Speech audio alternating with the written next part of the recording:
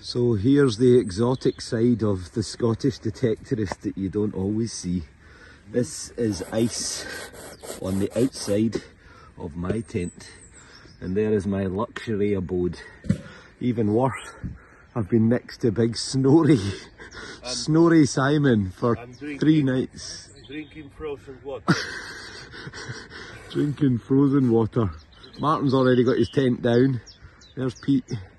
Albert's in his tent, getting everything packed away, all the rubbish. But yeah, -2 last night, we think. And yeah, it was a cold night to be in a tent. And as you can see, practically everyone is gone. We are completely deserted. And there's my wee van. But as Martin said, at least we've only got a little trip up the road, just 10 hours. And here we are, after just over 7 hours, hitting the border and returning to Scotland. And after 9 hours, we're only about 15 minutes away from finally getting rid of Simon. This is us crossing over the Queensferry crossing over the Firth of Forth, just to the north of Edinburgh. And we're going to cross over past the iconic Forth Road Bridge and the Forth Rail Bridge in the distance, over to the Kingdom of Fife. And finally, welcome back to the fields of Perthshire. Home sweet home. Welcome back to Perthshire. Well, we've even got a little rainbow, look, just there in the horizon. We're back in sunny Scotland, and I cannot wait to sleep in a bed with a mattress and central heating. So, well, what an epic adventure we had. 3 nights in a tent, 4 days, 10 hours there, 10 hours back. But we had some great detecting, 2 fantastic days of detecting, and also we met some great people, so it was great to see so many of you. So we will go and have a little look at what we found over the few days. Well, welcome back to my living room in Perthshire and to the Lightbox. So I recorded 3 finds from Detectival with the Portable Antiquities scheme.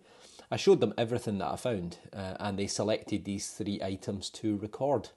So as I thought at the time, this was indeed a Roman coin, an as, A-S, I never know how to pronounce it, an as.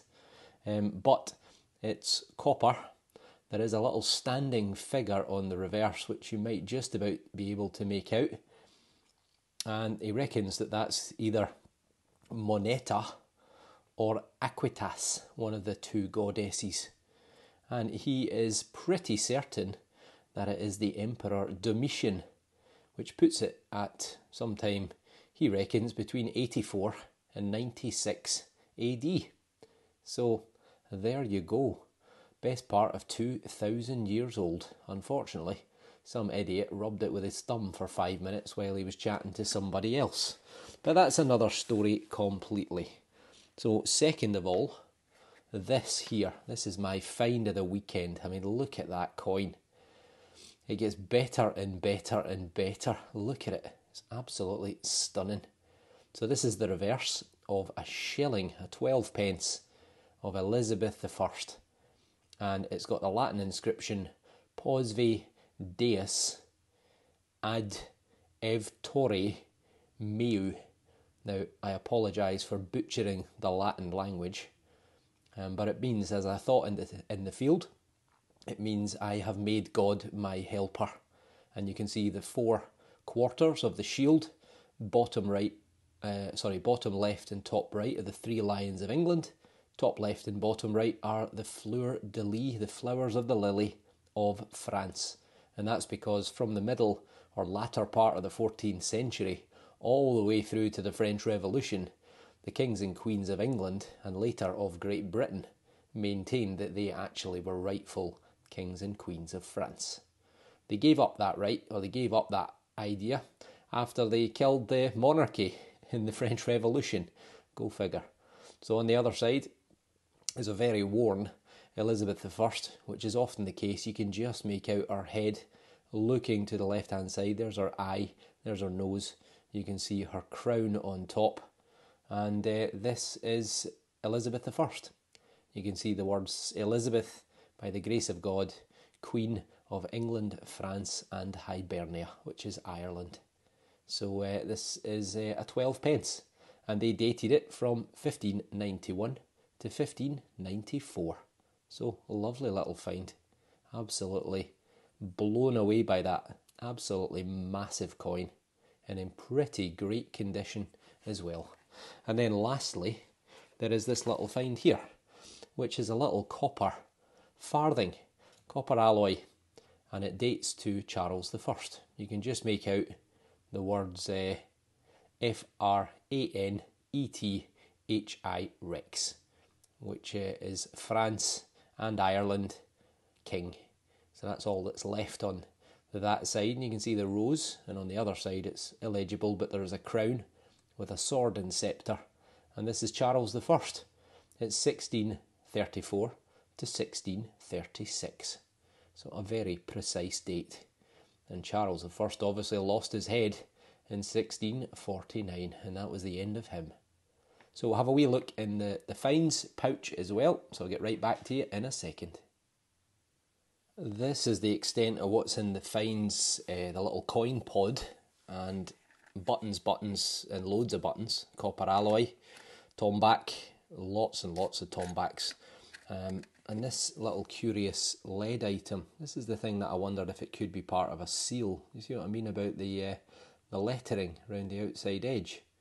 Now I did show this to Finds Liaison, but they weren't convinced.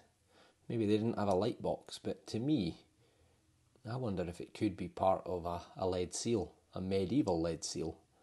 But I'd be interested to hear what you all think. I haven't done anything with it, but definitely I think there is something going on there. It almost looks like sort of Gothic type lettering, doesn't it? So lots and lots of buttons. I got many more buttons. This is this little sort of scaly snake buckle looking type thing, which could be part of a buckle, possibly. And this big Georgian coin here that I got, you can see his head looking to the right hand side, and this is George III again. There is Britannia seated, and I'm sure I got a date off this in the field, but I can't see it now. But I think it's probably around about 1806 or thereabouts, if I remember correctly. But yeah, George III anyway. So sometime between 1760 and 1820. And this bit here, so heavy, I'm struggling to pick it up with one hand. But this is this beautiful end of a silver spoon ladle. And it's a monster. Weighs about an ounce. And look at that griffin there on the back. Beautiful. Oh, I've dropped it. It's that heavy. A beautiful little griffin on the back there. And there are the silver marks, the hallmarks. So I really don't know who that is or where that is. And let me try and zoom in a little bit. So if anyone is able to make that out, it looks like a crown with a B-R-U-N below it. And then this part is just a lot harder to figure out. That looks like it should go that way. It's maybe a letter R with a crown above it, and then almost looks like a bit like an anchor, but I don't really know what's going on there. Could be a letter C back to front as well. So I'm not sure on that one, but that is a really beautiful thing. And as I say, it weighs about an ounce, so it must have been a whopper of a spoon. And how on earth it ended up in the middle of a field in Oxfordshire, I've got no idea. But that really is the extent of the best finds for me from Detectival. But let's go and have a look at the best finds from everyone, because I've got a little compilation. So I'll be right back. This is a silver crown of King Charles I, which will date to sometime between 1625 and 1649 when he lost his head. This is one of two Celtic silvers that were found, one by John, the Tasceovanis Celtic silver stater from about 10 BC, And this is a phenomenal enamelled Roman brooch, probably 2nd or 3rd century. You saw this coin in the video. It's William III of England, William of Orange from 1700, a gold guinea. And this is another beautiful gold coin. You can see the two figures, a man and a woman, looking inwards. It's actually Spanish. It's from sometime in the 1400s, if I remember rightly. This is a strap end, probably early medieval, 9th, 10th, 11th century, I'm guessing. And a lovely sort of sob type brooch, which is also Roman, but still has its pin. This is a posy ring made of gold with a little inscription on the inside, probably 16th century, something like that. And I'm not sure if this is Roman silver or if this is Celtic silver. I'm a bit unable to make it out, but let me know if you know in the comments. And another hammered silver coin, this one X11, which means 12, which is 12 pence, which tells you it is a shilling. And it looks like it's Charles, one of the Charleses. And this curious item, which I think was made of lead, of this sort of aggressive looking dog. These are 4th century Roman coins, probably from around about the time of Constantine the Great. And a lovely little buckle, which I think is probably medieval, but it could be earlier. On the left is a tip of a Bronze Age weapon, and on the right is a bronze Roman coin, probably 1st century. And then you've got 3 hammered silver coins and part of a silver buckle, probably all 10th, 11th, 12th century. And another strap end, nicely decorated, a bit of a zoomorphic, animalistic theme about it. And this is a really, really beautiful, almost a bit like a beehive thimble, but it's I think Tudor, maybe slightly earlier, silver thimble. And then a crotal bell on the left, probably 16th century, and on the right, another Roman bronze coin.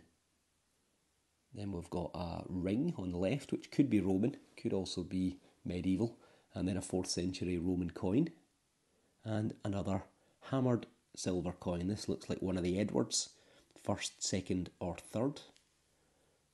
And it looks like it's Civitas Cantor, so it's Canterbury, same as Simon's. I think this is part of a buckle fitting. It could well be medieval. And this item kind of confuses me as well. You can see the 3 lions of England, and I'm not sure if this is some sort of tag for a cloak or a horse fitting. And then this is another early medieval or sort of Dark Ages Saxon coin. Not my area of expertise, but it does look like it's been pierced to be worn, possibly as decoration. So if you know, then let me know. And another hammered coin. This one, the face is within a triangle, which tells you it's from Ireland. It's probably from Dublin or Waterford, somewhere like that, but it's almost certainly Edward I of England. And another bronze Roman coin. I think this is Antoninus Pius, so that would put it around about 160 AD, give or take. He famously built the Antonine Wall across the centre of Scotland. And then this little thing here, which I'm not sure what it is, if it's a little statue or it's part of a small bell or decoration. Then hammered coins, yet again. 3 of them, including the one that we saw earlier on the right, which is the silver crown. And the words Christos Auspice Regno, which is I reign under the auspices of Christ. This is a legionary denarius of Mark Antony. You can see on this side a ship with all the oars sticking out, and on the other side Legio X11, the 12th Legion, with their eagle and standards. Probably from about 40 BC or thereabouts. This is another early medieval hammered coin. Now I'm not sure if this is English or European. There was quite a few coins with these slightly unusual marks on the reverse. I haven't seen them before, but then I don't detect in England, so let me know. This is a medieval buckle, probably 14th century, thereabouts. And another beautifully enamelled Roman brooch, probably 3rd or 4th century. This is some sort of toggle or terret ring, possibly from a cloak or from a horse fitting. And could be Iron Age. And another hammered coin, probably a short cross, which puts it sometime in the late 12th century. John, Richard, or Henry, I think that would be. So it would be English, I think. And this is the gold half sovereign, Queen Victoria, that was found by a French woman who got it just in the open in half an hour, I think. Came over to Martin to show her it. 1895, a little bit minced up, but still, it's a gold coin. And another couple of hammered coins. I think the one on the left is Mary, Bloody Mary, the sort of early part or the middle of the 16th century. And another short cross, so it's probably again John, Richard, or Henry, and around about the 12th century, the latter part of the 12th century. And then again we've got a Roman brooch, a dolphin brooch, probably late 1st or 2nd century, and on the right looks like a James the 6th of Scotland or 1st of England silver coin. This is a curious little item, not really sure what it is because I can't see how big it is, but it certainly looks like it's got some age to it. And this is another Commonwealth penny. You can see the 1-1 at the top, which is for 2p. So this is around the time of 1650s. And this is an early milled silver coin. I think it's a shilling, and it's quite a rare coin. This is James the 7th of Scotland, who was James the 2nd of England, who was kicked off the throne in 1688, so he only ruled for about 3 years. And this is a curious little item. It's a little head. Almost looks a bit like a pirate. Another bit of gold. I think some sort of brooch or pin. Probably not particularly old. Victorian maybe. And then some more Roman coins. The two at the top look like sesterces, so they're probably from the 1st or 2nd century. And at the bottom, the spiky crown from the 3rd. This is a great big hairpin. Again, probably Iron Age or early Roman, I would think. From the sort of 1st century to the 2nd century AD to BC. And this is the potential Roman coin hoard that was being excavated. Turned out to only be 4 coins, but I think the boy who found them was only around 14 years of age, so he did the right thing by calling it out. And I think these are his coins, so they're all spiky crowns, apart from the one at the top left, so they're all from the 3rd century. And another Roman brooch, probably again 2nd into the 3rd century, give or take. And 2 more short cross coins, one of which has been cut in half for small change. This is another type of Roman brooch. I think it's called a hippocampus, which is this mythical sort of creature. And it would have all been inlaid with enamel. It's probably sometime between the 2nd and 4th century. And this is a ring brooch, which has been gilded with a copper core, but again it's probably Roman, sometime between the 1st and 4th century. And then a Roman silver, which I think is Elizabeth on the 1st, and then a tiny little book on the right.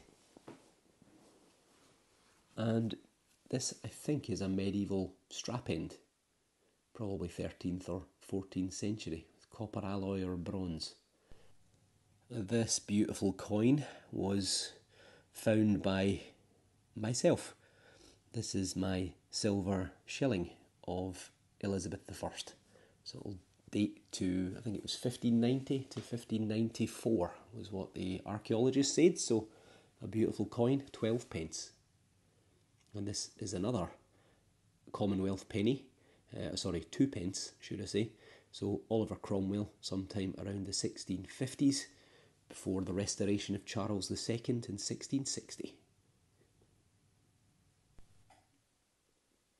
And another little silver buckle, which does have what looks a little bit like mint marks on the other side. I think it's probably a shoe buckle or an ankle buckle. It's probably from about the Tudor period, 1600s I'm thinking. And another, what I think is another part of a silver buckle, but I'm not sure on the age. This thing is a bit unusual. It looks almost like costume jewellery. I don't think it's particularly old, maybe 100 years at best. And another Edward silver coin, like Simon got, probably Edward the First or Edward the Second, I would say. Early 1300s maybe.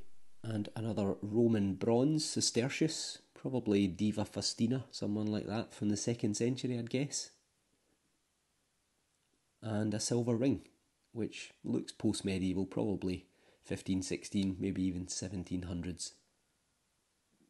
Quite a lot of little tokens or token pennies came up like this one, which I think were all around about the 15 or 1600s in date.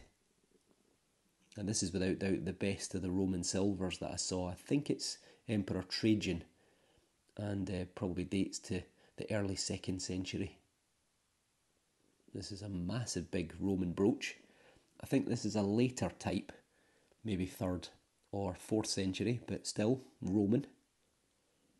And yet another example of a beautiful enamelled Roman brooch. I think this is an umbenet brooch, which again is probably 3rd or 4th century with the beautiful colours. And then probably the star of Detectival, this Canobalin gold stater with the stylised horse, which you saw in one of my videos. Absolutely stunning.